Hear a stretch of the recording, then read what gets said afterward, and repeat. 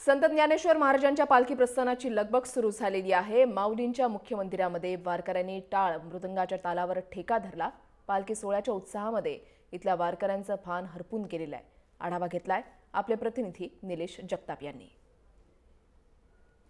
संत ज्ञानेश्वर महाराजांच्या पालखी प्रस्थान सोहळ्याची लगबग आळंदीमध्ये चालू झालेली। माऊलींच्या मुख्य मंदिरात या ठिकाणचे दृश्य आपण पाहू शकतो।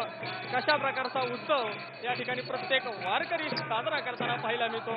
पकवाज घेतलेले विनेकरी, डोक्यावरती तुळशी असलेले अनेक वारकरी या ठिकाणी आहेत।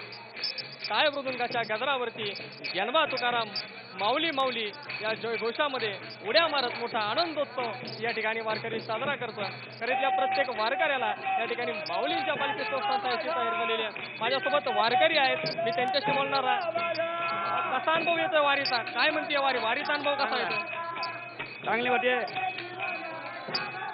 आमच्या जय महाराष्ट्राच्या प्रेक्षकांसाठी एखादा अभंग सादर करता? माय बाप एखादा अभंग। दरुशन हरे ताप, दरुशन हरे ताप, ए सर्वभूती सुख रूप धनुबाबाला, सर्वभूती सुख रूप धनुबाबाला।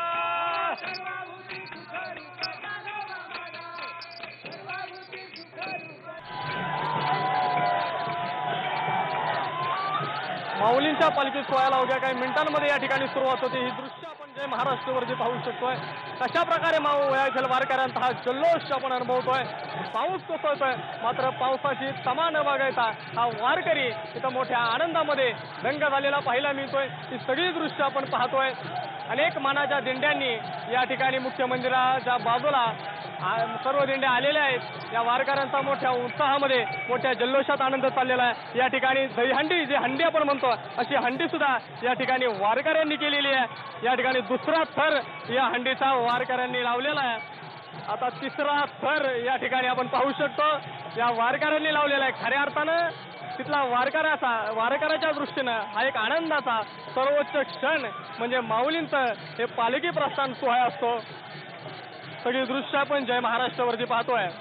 अनेक मानाच्या दिंड्या या ठिकाणी मंदिरामध्ये आलेल्या आहेत। मानाच्या 47 दिंड्या सभा या मुख्य मंदिराच्या बाजूला आल्यानंतर या ठिकाणी माऊलींच्या पालखीचं प्रस्थान होणार आहे। उपस्थित तोफदार असतील, पालखी सोहळा प्रमुख असतील, यांच्या उपस्थितीत माऊलींच्या पालखीचा सोहळा होणार आहे। या वारकऱ्यांनी तिसरा थर या ठिकाणी लावलेला आहे।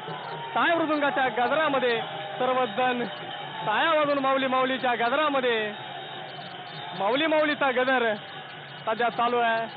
तिसऱ्या थरावरती असणारा वारकरी याच्याही चेहऱ्यावरती एक प्रकारे आनंद पाहायला मिळतो। या ठिकाणी आनंद पाहायला मिळतोय।